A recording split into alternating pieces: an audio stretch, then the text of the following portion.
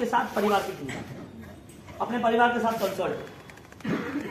आज मुंबई में बीकेसी के अंदर कितने भी डायमंड के बड़े करोड़ों अरबों के व्यापारी हो गए, फाइनली उसका 24 एकाशना ब्यासना, फाइनली 4-4 महीने फाइनली चौमासा में एकाशना करते, फाइनली बीकेसी। आप किसी को फोटो मंगा लो, रात को लाइन लगती है, कतारों, सब युवा लोग, कोई बाकी नहीं। और आज मुंबई इतना आगे धर्म के प्रभाव से, उसकी सुख संपत्ति, धर्म ही उसे सुख देता है। कुदरत सोचता है कि इसके पास धर्म है, उसको सब कुछ देना पड़ेगा, नहीं मांगेगा तो भी देना पड़ेगा। पुण्य कैसे बढ़ेगा? आपको क्या चाहिए? धर्म चाहिए, आप सुख चाहिए। सुख चाहिए तो लिमिटेड है, धर्म चाहिए तो अनलिमिटेड है। क्या चाहिए? यानी अनलिमिटेड सुख चाहिए कि लिमिटेड सुख चाहिए? हाँ, नहीं, थोड़ा जोर से बोलो, क्योंकि जोर से बोलोगे तो पता चलेगा कि रात को मैं कैसे खाऊंगा, मेरा बेटा साथ में बैठा है उसको, क्योंकि जो अदृश्य है वो आपको दिखता नहीं है। मौत के बाद क्या आपके साथ रहने वाला है? मृत्यु सब कुछ ले जाएगी, लेकिन आपकी आध्यात्मिकता, आपकी भावनाएं वो कहीं नहीं जाएगी। ये भावनाओं को आगे बढ़ाना। पधारिए, थोड़ी सूचना करो। रविवार को तपश्चर्या का बहुत ही अद्भुत मारी विनंती मानी ने प्रभु एकलु बड़ देजो, कोई भव मां बांधेला मारा कर्मो जाग्या छे, कायाना दर्द रूपे मन पीड़वा लाग्या छे, मन पीड़वा लाग्या छे, રહે ભાવ સમાધિમાં એવું નિરમળ જળ દેજો, મારી વિનંતી માનીને प्रभु એટલું બળ દેજો। 16 भावनाओं में पहली भावना अनित्य भावना आती है। अनित्य भावना के अंतर्गत भरत महाराजा की बहुत ही अच्छी सी बातें रखी है। जो भरत महाराजा आदिनाथ भगवान के पुत्र है, उनको अरिषा भवन कहते हैं ना, जो आदर्श भवन था। क्या था? आदर्श भवन। जो अरिषा भवन के अंतर्गत उनको केवल ज्ञान हुआ, लेकिन इस केवल ज्ञान की भूमिका कैसे बनी? एक राजा महाराजा जो ऑलरेडी अपने जीवन को ये पूरे राजपाट के व्यवहारों में लगाए रखा है, और उस व्यवहारों में लगाते लगाते वो आध्यात्मिक स्थिति को भी आगे लेके जाता है। अनित्य भावना, इसका मेन उद्देश्य यह है, जो नित्य नहीं है उससे मेरा लगाव ना हो, मेरे पास ना हो, ऐसा नहीं, लगाव ना हो, वो बात चल रही। जो नित्य है वो कभी विस्मरण ना हो। नित्य मेरा आत्मा है, नित्य मेरा शाश्वत स्वरूप है, नित्य मोक्ष है, नित्य ये सृष्टि यानी कि परमात्मा, देव, गुरु, धर्म, दर्शन, ज्ञान, चारित्र है, वो नित्य है। उसको कोई छीन नहीं सकता, कोई काट नहीं सकता, कोई लूट नहीं सकता, कोई जला नहीं सकता, कोई डांट नहीं सकता, दफन नहीं कर सकता कोई भी। ऐसे नित्य जो भी है उससे मैं दूर ना हूं, ऐसी स्पष्ट मान्यता बन जाती है, तब उसके लिए सारे नीरस हो जाते संसार के अनित्य पदार्थ। तो 16 भावनाओं में विनय विजय जी महाराजा, जिन्होंने सिपाल माला का महाराजा का रास भी रचा है, जिन्होंने दूसरे बहुत सारे ऐसे ग्रंथों की रचना भी की है, वो विनय विजय जी महाराजा ये शांत सुधारस ग्रंथ के अंदर टाइटल रखते हैं कि आपको संसार से विमुख होना है, यदि भव भ्रम खेद प्रांगमुख सुख सन्मुख, यदि दुख से तुम्हें मुक्त होना है, सुख के तुझे सन्मुख होना है, तो तुझे इस भावना में आना पड़ेगा, जो मेरा नहीं है, जो पराया है, उसे कब तक मेरा मानना? कब तक? पैसा पराया है, लेकिन किसी ने किडनैप कर दिया तो देना ही पड़ेगा कि भाई उड़ा भाई, कोई प्रॉब्लम नहीं। आईटी वाले आ गए, 2 करोड़ लेके जा, तू फ्री कर, मुझे लफड़ा नहीं करना, कल के दिन से मुझे महीने भर का टेंशन नहीं चाहिए। हर बार कहीं भी आना जाना, इंक्वायरी करना, वो पूछताछ करना, क्लियर कर, पेमेंट ले, बात खत्म कर। 5 करोड़ कमाने वाला 5 करोड़ वो कहीं खर्च नहीं सकता है, लेकिन उसको त्याग करना पड़ता है, छोड़ना पड़ता है। वजह क्या है? उसे देख रहा है कि आगे का नुकसान है, अभी 5 नहीं दूंगा तो और 50 देना पड़ेगा, इससे अच्छा 5 में निपटा दे। ज्ञानी ये सोचते हैं कि अनित्य के साथ रहने के बाद, जो संसार के पदार्थ है उसके साथ रहने के बाद यदि मुझे और दुखी होना पड़ता है, इससे अच्छा उसका लगाव मैं कम कर दूं। वो साधन जितने मेरे साथ जुड़े हैं, जिसकी मुझे आवश्यकता है उसको लेके चलूं, बाकी वो श्री त्याग करता रहे। भरत महाराजा वो राजसभा में सिंहासन पर बैठे हैं, यहाँ पर पूरी मंत्रियों की सभा बैठी है, हर राज्य के कार्य शुरू हो रहे और ऐसे बैठे थे मन सिर पे हाथ रख के। मंत्री पूछ रहे कि क्या हुआ, इतना अच्छा राजपाट चल रहा है, सब लोग आपकी आज्ञा मान रहे, यू आर किंग मेकर, राजाओं के राजा सम्राट हो आप तो, और ये सारी चीजों के बाद आप इतने अशांत, आप मन में क्या खिन्नता है, आप वो तो बताओ क्या हो रहा है। कोई काम रुका नहीं है, कोई प्रॉब्लम नहीं है, कोई लड़ाई नहीं है, कोई युद्ध नहीं है, सुचारू व्यवस्था है, प्रजा में शांति है, सब जगह अपना मान सम्मान और रुतबा है, सब कुछ है, तो आपको प्रॉब्लम क्या है। इतनी सारी अनुकूलता हो तो आदमी दुखी हो सकता है। भरत महाराजा दुखी थे। क्यों दुखी थे, हम कल लेंगे। इतना क्या इच्छा में देखो, यानी कि राजसभा में ऐसे बैठे हैं और बैठे बैठे चिंतन कर रहे, अब उसका डिस्कशन फॉर्म क्या है वो हम कल विचारेंगे। मित्रा क्या नाम आचार्य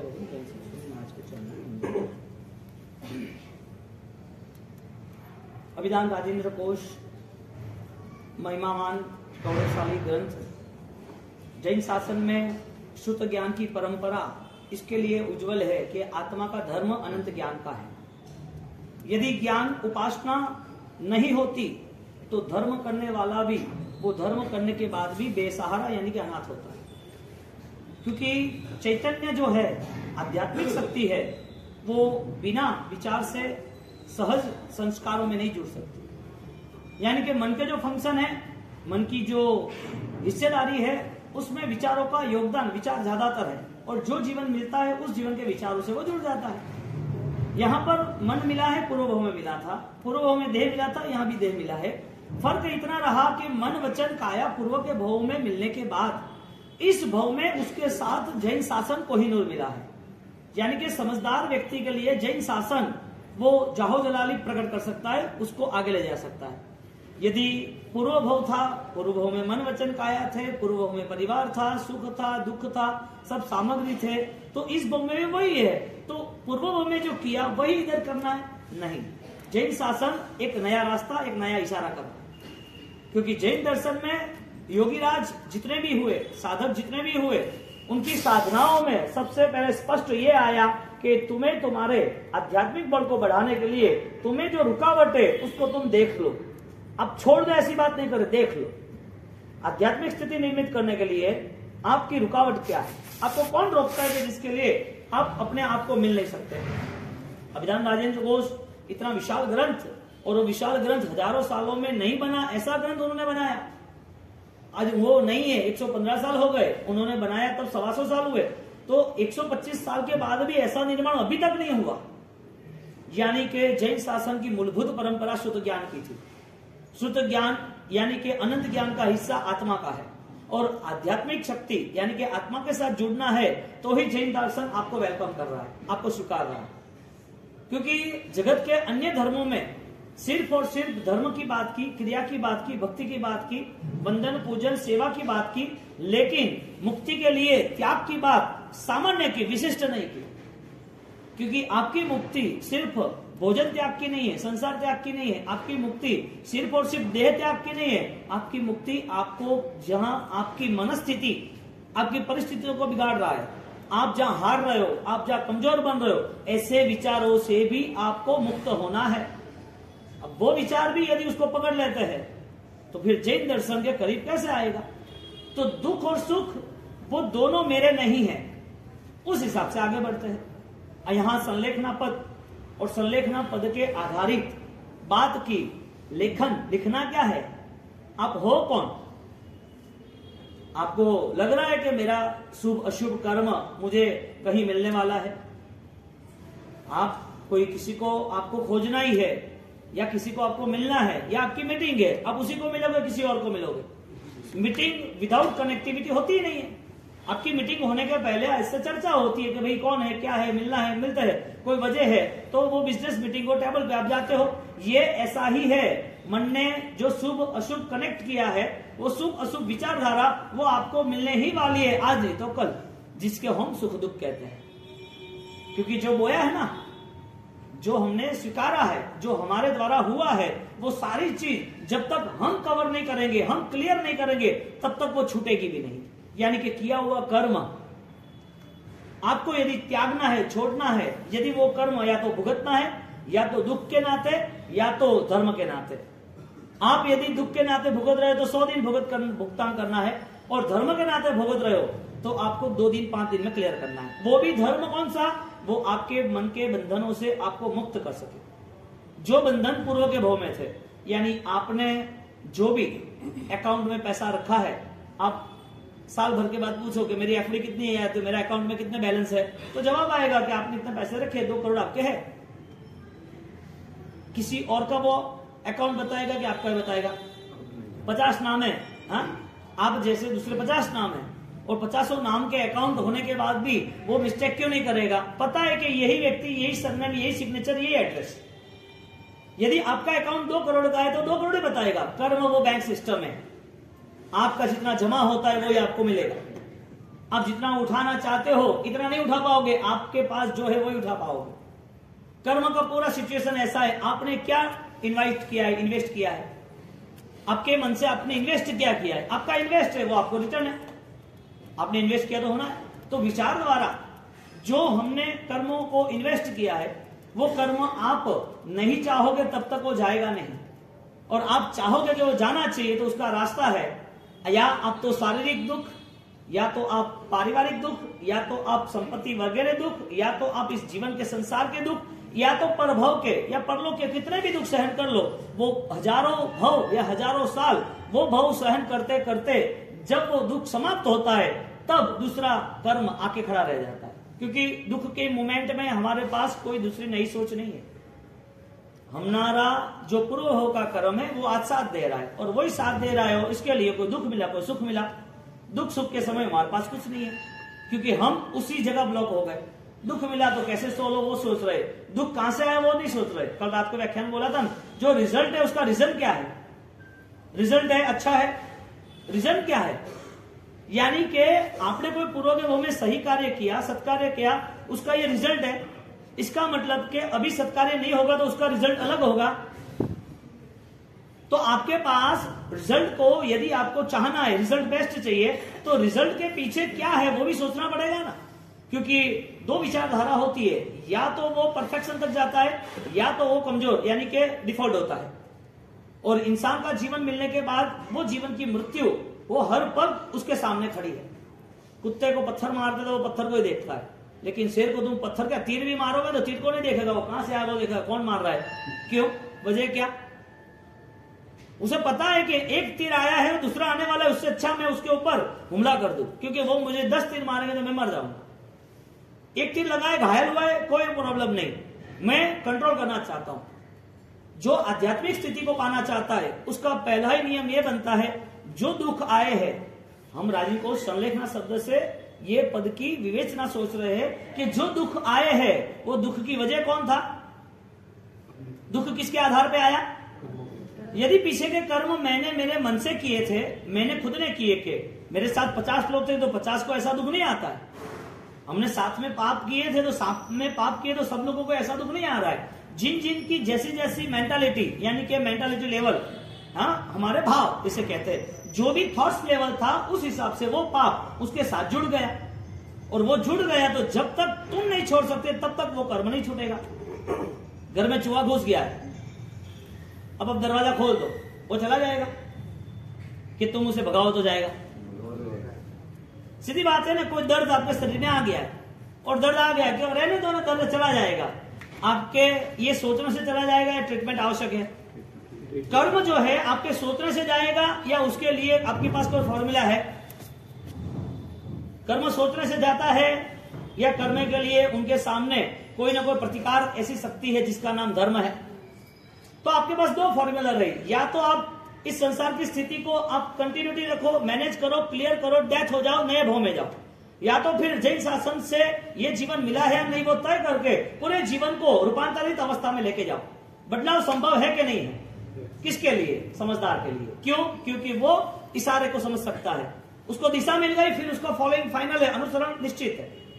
यहां पर एक संत घर पे आए, इसने 2 बेटे थे, दोनों बेटे ने बुलाया कि मेरे पिताजी 90 साल की उम्र है, अंत समय है, और कुछ भी करके आप आओ, और आप आने के बाद ऐसा उनको आशीर्वाद दो कि जिसके हिसाब से वो वापिस ठीक हो जाए, वो ठीक हो जाए। कि ठीक है चलो।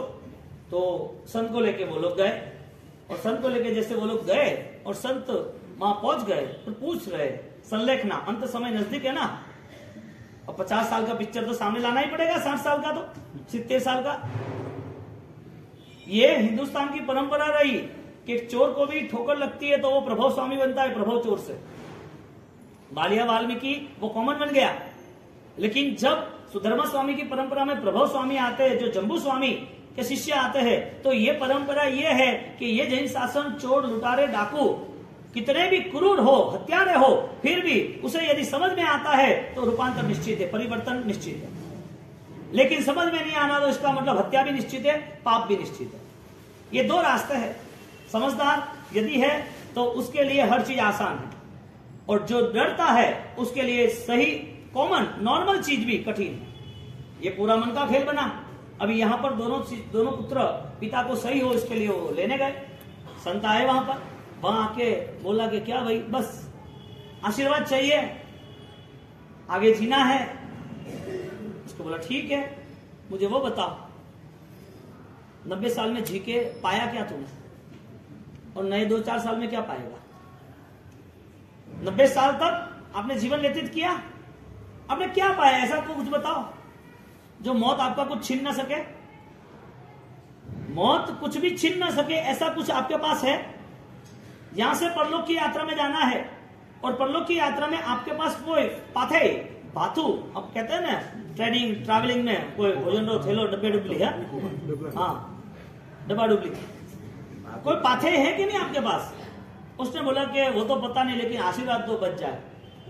मृत्यु समय पर किसी को समाधि देनी चाहिए या सत्य देना चाहिए। मृत्यु करीब है, मौत निश्चित है, और उसको टकोर दे रहे, यानी उसको चाटा मार रहे, क्या पाया तूने, फिर भी तुझे अभी जिंदा रहना है क्या। 90 साल तक कुछ नहीं हुआ, नए 5 साल में तेरे पास है क्या। तू तो जीर्ण क्षीण हो गया, विचारों से, तन से, मन से। धन है तो तेरे उपभोग नहीं है, तेरे पास धन का तू उपयोग नहीं कर सकता, तेरे पास कुछ भी नहीं है। मृत्यु सैया पे तू बैठा है, मौत तेरी निश्चित है, और तू मुझे विनती कर रहा है कि कोई रास्ता दिखा दो, आगे जीवन जीना है। बात यह हो रही है, जीवन जीना क्यों। मृत्यु को जीतनी ही नहीं है, मृत्यु हर पल है, जीवन को जीतना है। कौन सी गति ऐसी रही जहां मृत्यु नहीं हो।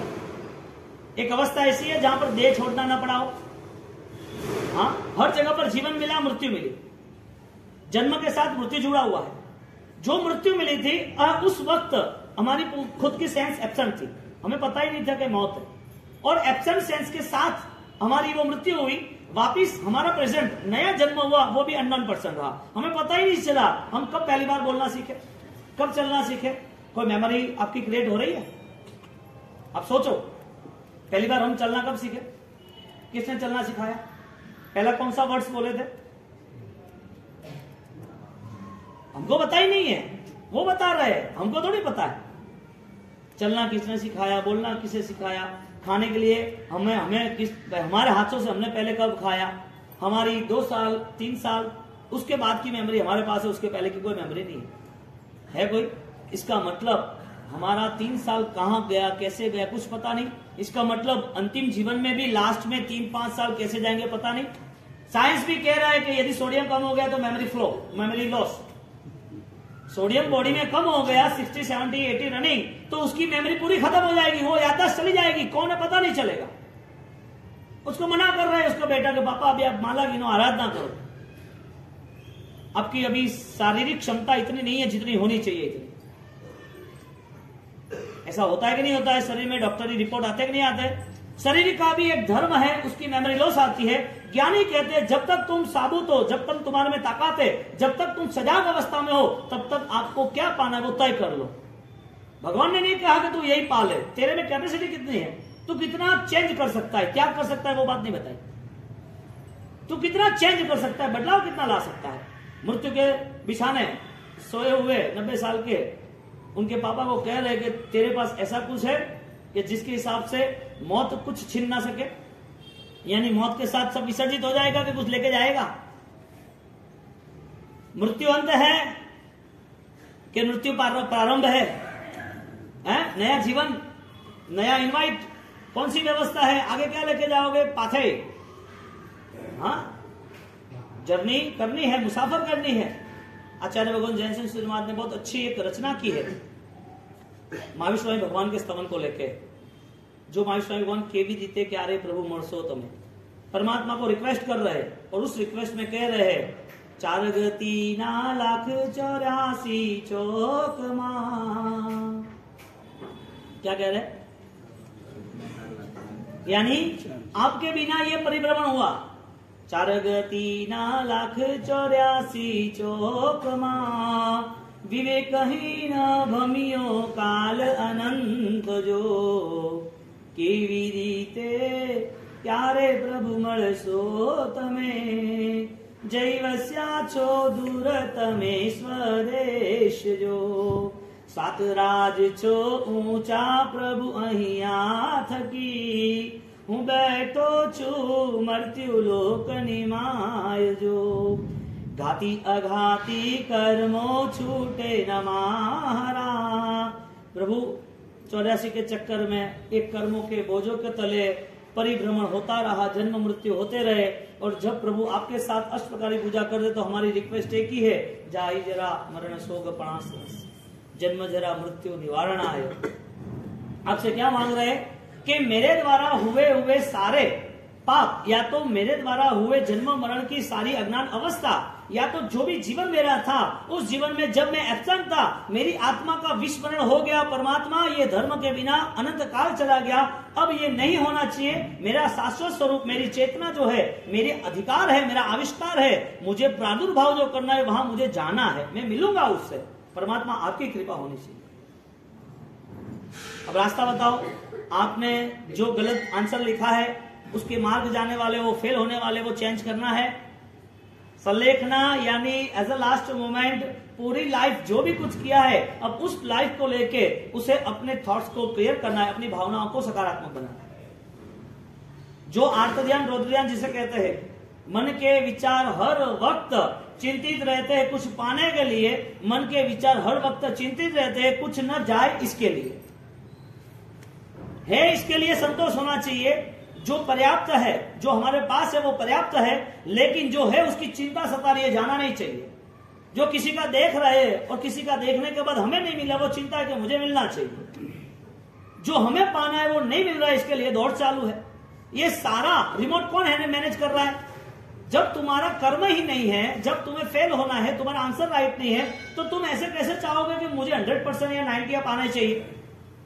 ऐसा कभी हुआ है कि गलत आंसर लिखा हो और वो मार्क अच्छे आए हो, वो पास हो गया? ऐसा हुआ है क्या? एक अच्छे कर्म नहीं हुए हो और बुरे कर्म हो, सुख चाहता हो, मिलने वाला वो मिलेगा ही, अब चाहो या नहीं चाहो। आपका रूट शिखर जी का है तो शिखर जी पहुंचोगे। जिसका रूट धर्म का है वो धर्म की अवस्था है सुख की, अनुकूलता की, धर्म की अवस्था है पवित्रता की, निर्मलता की, धर्म की अवस्था है स्वयं को पहचानने की, स्वयं की आराधना को निश्चित बनाने की। ये अवस्था उसे मिलेगी, शर्त एक ही है, आपकी नजर पत्थर पे है या आपकी नजर दिशा पे है। जो कर्म आए उसे देखना है कि कर्म लाने वाले मन को देखना है। कर्म आया, दुख में आ गए तो दुख पकड़ लिया, सुख मिला तो सुख में आनंदित आ गए। यानी कि दोनों कंडीशन में धर्म की कोई वैल्यू नहीं, धर्म का कोई हिस्सा ही नहीं, धर्म हाजिर ही नहीं। धर्म कहते हैं जो आपका कुछ छीन नहीं सकते वो तुम पाते हो, वो धर्म है। मृत्यु के समय यदि नौकार मंत्र भी याद नहीं आ रहा है, शुभ भावना भी नहीं बन रही है, ये सारी दुनिया सामने आके खड़ी रहती है, परिवार ये वो, उसकी ही चिंता सताती है। क्यों? क्योंकि 50 साल उसमें ही गए।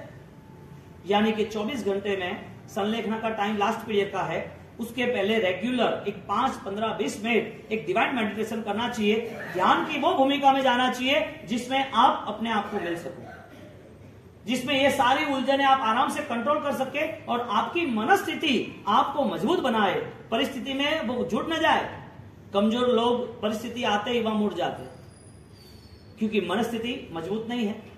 परिस्थिति के हिसाब से उसका ही पूरा तालमेल जुड़ गए, ये ऐसा है, ये ऐसा हुआ, ये ऐसा क्यों हुआ, ऐसा नहीं होना चाहिए। मनवा जुड़ गया, हकीकत में उसने सोचा ही नहीं कि सारे कर्म में क्लियर कर रहा हूं, सारे कर्म में बांध रहा हूं, और वो सारे कर्म जब तक मैं साफ नहीं करूंगा, जब तक उसका क्षयक्षम नहीं होगा, वो कर्म जब तक शांत नहीं होंगे, तब तक सारे कर्म मुझे यहां बंधन की तरह बांध के रखेंगे। दुख किसकी वजह से है? कर्मों की वजह से। दुख नहीं चाहिए ना, दुख नहीं चाहिए ना, तो धर्म है। कौन सा धर्म है? हमें हमारे मन वचन काया से जो कोई हिंसा हो रही है वो सारी हिंसा के पचकान करके मुक्त होना।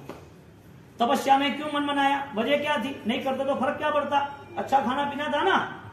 घर वाले थोड़ी कहते थे तपस्या करो, घर वाले थोड़ी भी सपोर्ट दे रहे थे कि करना ही चाहिए, क्यों करोगे? वो तो कहे नहीं, थारे स्कूल है, थारे दुकान है, थारे वो है ना, थारी जिम्मेदारी है, इनका कौम है, अब नहीं है बाद में। अरे मृत्यु का तो ठिकाना नहीं है, जीवन का ठिकाना नहीं है, रोग का ठिकाना नहीं है। कर्म को न मानने वाला, कर्म को न स्वीकारने वाला, कर्म के जो ग्रंथ है उसकी महिमा जो है वो आदर्श भी न सोचने वाला, उसके जीवन में वो जैन कुल का जन्म है, बाकी कर्मों से वो जैन नहीं है। व्यवहार से वो जैन लग रहा है क्योंकि उसने तिलक लगाया है, उसने राखी बांधी है, उसके पास पूजा के कपड़े है, उसने थोड़े बहुत ऐसा पचखान कर दिया है, उसको थोड़ा कुछ धर्म का ज्ञान आ गया है, इसके लिए वो जन्म से जैन है। लेकिन वास्तविक आत्मार्थी जीव बनना चाहिए, वो जीवन उसका नहीं है। इसके लिए अभवी भी साधु बनता है, अभवी भी लोगों में प्रशंसनीय बनता है, अभवी की जीव दशा भी श्रेष्ठ, जीवन उसका श्रेष्ठ होता है। लोग चारों और हजारों लाखों लोग उससे आकर्षित होते, लोग उसको सैल्यूट करते, धन्यवाद तुम्हारी आराधना जोरदार है। उसके जीवन में कुछ भी नहीं होता है, कुछ भी नहीं होता है। बोलो, जन्म से जैन था, जैन क्रियाओं थी, जैन आचरण था, जैन कुल के साथ आराधना थी, साधु बने थे, फेल क्यों हुए? क्योंकि उसकी सोच में कमी थी, वो भ्रम में रहा। उसका भ्रम यही रहा कि ये करेंगे वो मिल जाएगा, उसका भ्रम रहा ना। एक आदमी सूरज के सामने खड़ा रह जाता है तो उसकी हाइट बढ़ जाती है। एक फोकस है, समझो ना, एक मैदान है और मैदान में बड़ा हेलोजन है, ये हेलोजन ऑलरेडी 500 फुट दूर जा रहा है, पूरा ग्राउंड है, और हेलोजन के आगे खड़ा रह जाएगा तो उसका हाइट कितना होगा? पीछे देखेगा तो हाँ, कितनी बड़ी हाइट दिखेगी उसकी। वास्तविक क्या है? वास्तविक उसकी हाइट कितनी है? 6 फुट की है। अब उससे ऐसा लग रहा है कि मैं इतना 50 फुट का दिख रहा हूं। अरे भाई, पोस्टर में कोई 50 फुट का लगा तो कोई 50 फुट का हो जाता है क्या? जो भ्रम है वो भ्रम से मुक्त होना जरूरी है। और सबसे बड़ा भ्रम यह है कि मेरी मौत आने वाली नहीं। सबसे बड़ा भ्रम यही है, हमारा सर्व स्वीकार नहीं है। संलेखना शब्द से यह कह रहे हैं कि तुम्हें हर बार अलर्ट रहना जरूरी है, हर बार, क्योंकि जब मृत्यु आपके सामने खड़ी रहती है तब पूरा अकाउंट लगेगा, तेरी सोच कैसी थी, वो मन वचन काया से तूने किया क्या था। न कोई बच्चा आयुष्य दे पाएगा, न कोई डॉक्टर दवाइयां आपको बचा पाएगी, न कोई आपका साधन सामग्री आपको बचा पाएगी। करोड़ों अरबों रुपए हो और बाहर फार्म हाउस के बाहर 4-5 कुत्ते रख दियो, वहां बोर्ड लगा दिया हो कि सावधान, अंदर डेंजरस कुत्ते हैं, ध्यान रखना। ऊपर बड़ा बहुत जोरदार कर दिया हो, पूरा फार्म हाउस फर्स्ट क्लास हो, अंदर जा रहे हो, अंदर के लॉक भी वीआईपी है, अकाउंट के साथ यानी कि सीरियल नंबर के साथ खुल रहे, उसके फिंगरप्रिंट से वापिस अंदर जा रहे हो, पूरी सिक्योरिटी है, 6-7 सिक्योरिटी है, और अंदर के रूम में आपको कैंसर हुआ है ना, आप बैठे हो आराम से। पैसा खाने से कैंसर चला जाता है क्या? सोना खाने से चला जाता है क्या? क्या कमी है इसके हिसाब से कि इस जीवन में आपको जीना नहीं मिला? कमी क्या थी? एक 50 साल की उम्र में या 40 साल की उम्र में वो इंसान इधर जी नहीं सकता है, इसको इधर से दूसरी दुनिया में जाना है। ऐसा तो क्या प्रॉब्लम हुआ कि उसको 100 साल नहीं मिले? उसे ऐसे क्या प्रॉब्लम था कि शरीर इतना सड़ गया? ऐसी इनकी भूमिका बनाई किसने? वजह क्या थी? इतना सुखी संपन्न आदमी था और वो कैंसर के बाद भी वो कैंसर से वो बच नहीं पाया। यानी कि पैसा सब कुछ नहीं है, कुछ है तो सब कुछ नहीं है। आपको इधर रहना है, आपको जीना है, तो तय करे कि ऐसा कैसा जीना कि जिसमें मैं जीत पाऊं। मुझे जीतना है ना, वो अंत समय है, वो सो रहे हैं और पूछ रहे हैं मुझे जीना है। वो संत कह रहे हैं कि तू जी के करेगा भी क्या? इसका मतलब एज अ रिवर्स साइकोलॉजी, अभी जो जी रहे उसको करना क्या? ये तो एग्जाम्पल था जो मौत के पहले का। लेकिन मौत जिसकी नहीं आई है उसको खाली पूछो करना क्या है। यदि आपको पता चल रहा है कि मुझे ये करना है, पता चलना चाहिए, मेमोरी में आना चाहिए, संकल्पबद्ध होना चाहिए। यदि पता चले मुझे ये करना है तो फिर वेट किसका है वो बताओ, इंतजार क्यों है? कोई वजह होगी ना इंतजार की, क्यों नहीं करना? पता है यानी कि अननोन हो के ऑलरेडी इंफॉर्मेशन है। कुछ चीज हम धर्म के लेवल पर जानते हैं वो सिर्फ हमारी अनुकूलता है इसके लिए जानते हैं कि वास्तविक हमारे लिए उपकारी है इसके लिए हम जानते हैं। और रात को उनको व्याख्यान में बोला था सब युवाओं को कि मंदिर जाना चाहिए कि नहीं जाना चाहिए, तो जाना चाहिए। क्यों जाना चाहिए? तो कि परमात्मा की भक्ति दर्शन करने चाहिए। भगवान के पास जाते तो वितरागी है, तो क्या है, तो वितरागी के पास हमें वैराग्य मिलता है कि नहीं मिलता है, तो कि वो नहीं मिलता है। ठीक है, दूसरा आंसर, दूसरा क्वेश्चन, भगवान के पास 2 बार जाना चाहिए और गांव के बाहर मसान हो तो मसान में कितनी बार जाना चाहिए? पास ही नहीं जाना चाहिए। अच्छा, भूत पलित डाकन चारण सुकन सब कौन कौन है काठा हराई वडे है करे छोटे पड़ा तो मिल क्यों नहीं जाना? अब जा तो रहे हो ना, वहां जलती चिता को देखने वाला वो सोच रहता है कि राख होने वाला है सब कुछ। 50 किलो शरीर, 80 किलो शरीर और 80 ग्राम राख, बात खत्म। यानी कि शाम तक सब क्लियर। 11 बजे डेथ हुई, 4 बजे खत्म हुए, 5 बजे जल गए, रात को घर आए, सुबह लकड़ी हुई, बस लकड़ी और ब्यास में बात खत्म। कहां गए? कौन थे?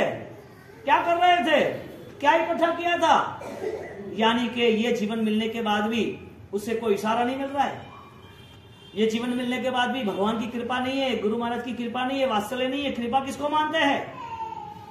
कृपा वही है जो हमारा जीवन सुकून से जी सकूं मैं, मेरे जीवन में जो चाहिए वो मुझे मिल जाए। ये सारी सामान्य चीज किसके पास मांग रहे हो तुम? जो विराट संपदा के धनी है, जिसके पास बहुत कुछ है, बहुत कुछ देने वाले हैं, जो आत्मा को कहीं पर भी दुख ना हो ऐसी साधन सामग्री, ऐसी साधना देने वाले हैं। कहीं पर भी दुख आए तो भी दुख छुए नहीं ऐसी वास्तविकता का ज्ञान हमें देने वाले हैं। मग्ग दयाणम शरण दयाणम, मार्ग का दान देते हैं ना प्रभु। हाँ, तो ऐसे प्रभु यदि धर्म दयाणम, धर्म दान देते हैं तो क्या प्रभु ने मुझे कुछ दिया कि नहीं दिया? इसका मतलब मंदिर जाना या मसान जाना, जिंदा जाना या मौत के बाद जाना? जिंदा जाना, नहीं जाना। जाना कि नहीं जाना? मेरा क्या पराया क्या, वो भेद कर सकते नहीं कर सकते? हाँ, मेरा पराया भेद कर सकते नहीं कर सकते? यदि मेरा पराया भेद होता है तो संलेखना आराम से हो जाएगी। बच्चे के पास करोड़ों अरबों भी रुपये है और आप सोए हो, बच्चे को बोल दे भाई तू तेरी आराधना कर, मुझे मेरी आराधना करने दे। मेरी जिम्मेदारी थी, मैंने निभाया। आप दोनों तीनों की शादी की, घर किए, दुकान किए, बात खत्म हुई। अब मेरी जिम्मेदारी पूरी हुई। मेरे भी 10 पीढ़ी के अंदर यही परंपरा चली, मुझे मेरा कुछ पाना है, मुझे फ्री करो थे। यानी कि जिंदगी की रफ्तारों में मोड़ आता है और समझदार मोड़ ले लेता है।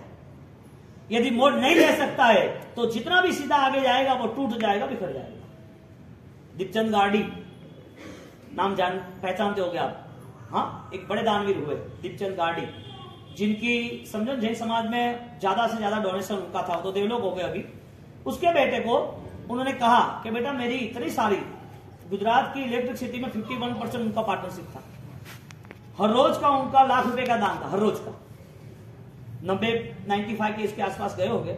उसके बेटे को उसने बोला बेटा मेरे पास इतनी सारी प्रॉपर्टीज है, बहुत बड़ा नाम है, इतनी सारी प्रॉपर्टीज है, ये सारी प्रॉपर्टी तू सेट कर ले और तू ये पूरा व्यवहार देख ले, बात खत्म कर। जिसने धर्म पाया है ना, उसका प्रथम कदम ये रहता है कि मैं स्वाभिमान से जीऊंगा।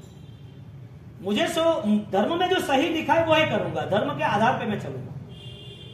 उसके बेटे ने उसको कहा पिताजी आपकी संपत्ति जितनी भी है वो सारी मेरी है, मुझे पता है, लेकिन शास्त्र में नियम है कि पिता की संपत्ति दिखनी समान, यानी कि बेटी समान होती है। आप कन्यादान करते हो, इसी तरह आप सीमंताई पैसे का दान कर दो। तो बेटा तेरे लिए सब कुछ है, वापिस बहुत कुछ है, तू रख लेना, मुझे कुछ भी नहीं चाहिए। आप यदि आज मुझे दे दोगे तो भी मैं दान देने वाला हूं। आप अपने हाथ से देगो तो आपको वो साथ मिलेगा, परलोक में आपको साथ देगा। तो कि तू पूरा संभाल ले, आले मुझे आपसे कुछ भी नहीं चाहिए, मुझे आपकी सेवा का अवसर दीजिए। आपका इतना कारोबार और आपकी अनाप समाप संपत्ति जितने भी है आप आराम से डोनेट कर दो, आपकी आत्मा को सुख मिलना चाहिए। आप सुखी होकर ये जीवन को त्याग करो। आप ये जीवन की लालसाओं को पकड़ लेके आप दुखी होकर इस जीवन को मत छोड़ो। संस्कार दिए थे, वो संस्कार सामने आए। हमारे लिए योगदान क्या है परिवार का? यही दुनिया है ना। अच्छा पढ़ाई लिखना, अच्छी दुकान संभालना, अच्छी फैमिली मैनेज करना, अच्छी तरह रहना, कोई भी चिंता नहीं होनी चाहिए। 5-50 लाख रुपए तेरे पास पड़े ही है। कर्म साथ देगा या पैसा साथ देगा? यानी कि धर्म साथ देगा या तुम साथ दोगे? 8 साल का बच्चा बीमार है, डॉक्टर ने बोल दिया हार्ट में हॉल आ गया है, हृदय में थोड़ा छेद है और कोई निश्चित नहीं, हम तो ट्राई करते हैं, बचाओ ताकत हो तो। वो कर्म सही कर रहा है, इसका मतलब यह है कि उसकी आत्मा का कल्याण कर रहा है। वो अनजान है, इसके लिए वो कुछ भी कर सकता है, लेकिन उसके पास पेरेंट्स है, माता पिता है, इसके लिए वो माता पिता पहले उसको संस्कार में ले जाते हैं। तो अपना भविष्य, तो अपनी आत्मा की चिंता कर और आगे बढ़। इसका हिसाब ये लगा कि खुद पेरेंट्स, खुद परिवार वो धर्ममय होता है, तभी ये आराधना शुरू होती है। अब जिसको ऑलरेडी 12 बजे तक रात की होटल ही याद आती हो, बाहर का खाना चटाका याद आते हो, क्या बनाया कैसे बनाया, आलू प्याज बगैर तो मजा नहीं आएगा। प्याज तो चाहिए चाहिए, 8 दिन नहीं खाएंगे, बाकी छोड़ो। अभी क्या है, 8 दिन ही 24 करना है ना, अभी 1.5 महीना तपस्या करते, 12 महीना थोड़ी होता है। हमारे साथ तो कहते हैं ये सारी चीजें उसको जैन कुल मिला है, लेकिन पता ही नहीं है कि अहिंसा और हिंसा क्या है। क्यों सहन किया प्रभु महावीर ने इतना? आपको जन्मवाचन सुनना है, संवत्सरी करना है, तो पहले तय करो कि रूल्स क्या है, बाद में मैं तय करूंगा। बिना लाइसेंस से तो आप ड्राइविंग नहीं करोगे ना। आपको गाड़ी आती है और आपने ड्राइविंग कर दिया और ड्राइविंग करते करते आप पकड़ा गए, बोले मुझे अच्छी आती है, रूल्स क्या है, लाइसेंस है नहीं है ना, पेनल्टी। ये लाइसेंस है, पहले पूरी फ्रेम तो क्लियर करे, समझ तो ले कि क्यों जीव दया बताई, क्यों अहिंसावाद बताया, क्यों करुणा बताई, क्यों प्रमोद मैत्री भाव बताए, ये 12 भावनाओं में अनित्य भावना क्यों बताई, किस वजह से ये ग्रंथकारों ने ये सारी चीजें हमारे सामने प्रस्तुत कर दी। ये महाज्ञानियों ने परंपरा क्यों छोड़ दी, राजमहल क्यों छोड़ के चले गए, चक्रवर्ती के पीछे उनका पूरा साम्राज्य, उनके पीछे 12 साल रहा शरद चक्रवर्ती पीछे, उसने कहीं पर भी पीछे देख के नहीं बोला कि मैं रिटर्न आऊंगा, पूरे मोह को खत्म कर दिया। राजा महाराजा ये स्वीकार सकते हैं, गंधर्व भगवंत और चक्रवर्ती ये स्वीकार सकते हैं, कहीं हथियार है, पापी क्रूरता वो भी ये स्वीकार सकते हैं, और छोटे बच्चे को यदि समझ आती है वो स्वीकार सकते हैं। ये सारी मेंटालिटी यदि धर्म की हो सकती है, तो फिर हमें प्रॉब्लम क्या है आराधना करने में? कौन आपको परेशान कर रहा है कोई परेशान करने वाला? मन के अलावा कोई नहीं। आज रात का व्याख्यान है लकीर के लड़ना लकीरों से। किससे लड़ना? एवरीथिंग इज एक्सेप्ट, हर चीज आपको स्वीकारनी पड़ेगी। जिसका फाउंडेशन मजबूत नहीं है वो कितनी इमारत बना ले, तूफान आने दो, बात खत्म। आपका फाउंडेशन ही मजबूत नहीं है ना। पहले मूल नींव तक आते हम, संलेखना करनी है, पापों का प्रायश्चित करना है, तो कर्म को पहले कंट्रोल करना। जो पाप है 18 के 18 उसमें मिथ्या तो सब पापों का बाप है, उसे हम कंट्रोल करेंगे। तो संलेखना शब्द से हमें इस बात को निश्चित करना है कि मेरे जीवन में जैन कुल के अनुरूप मेरी आराधना होनी चाहिए कि नहीं होनी चाहिए। कुछ समय के होनी चाहिए कि लंबे समय तक हो सकती है। आपकी आराधना जो पॉसिबल है वो आप कर सकते हो कि नहीं कर सकते हो।